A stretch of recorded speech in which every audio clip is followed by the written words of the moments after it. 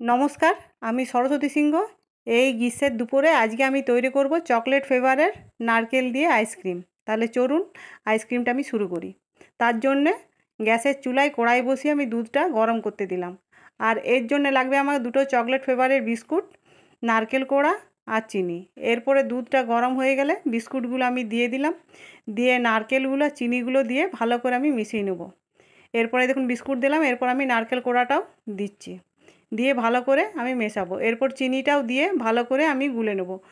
এই ভালো করে গোলানোটা কিন্তু আমার দরকার, কারণ এই বিস্কুটের গোটা ভাব বা চিনিগুলো ঠিকঠাকভাবে আমাকে গুলে নিতে হবে, না হলে কিন্তু আইসক্রিমটা ঠিকঠাক হবে না। এই দেখুন আমি ঠিকঠাকভাবে গুলে নিচ্ছি। এই দেখুন আমি গুলতে শুরু করেছি। এই দেখুন আমার গোলাটা একদম রেডি হয়ে গেছে।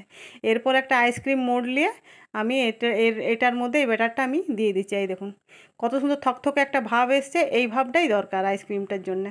এই দেখুন একটু ঝাঁকিয়ে ঝাঁকিয়ে আমি দিয়ে দিলাম, যাতে এই মোল্ডটার ভেতরে কোনো রকম যেন হাওয়া ঢুকে না থাকে। এরপরে ঢাকাটা আমি লাগিয়ে পরে এই আইসক্রিমের কাঠিটা আমি লাগিয়ে ডিপ ফ্রিজে 3 থেকে 4 ঘন্টার জন্য আমি রেখে দিচ্ছি। তারপরে আমি বের করে আপনাদেরকে দেখাচ্ছি কেমন হলো। এরপরে আমি ডিপ ফ্রিজে রেখে দিলাম এইটাকে। এই দেখুন বের করে দেখাচ্ছি কেমন হলো। এই ঢাকাটা খুলি। এই দেখুন আমি আস্তে আস্তে আস্তে আস্তে বার করছি। এই দেখুন আইসক্রিমটা খুব সুন্দর হয়েছে, চারিদিকটা জমাট হয়ে বসেছে, রঙটাও খুব সুন্দর এসছে, স্বাদও ভালো হবে। এই দেখুন খুব সুন্দর হয়েছে আইসক্রিমটা। এইভাবে বাড়িতে বানিয়ে দেখবেন একবার, বিস্কুট আর নারকেল আর চিনি দিয়ে খুব সুন্দর হয়। ধন্যবাদ।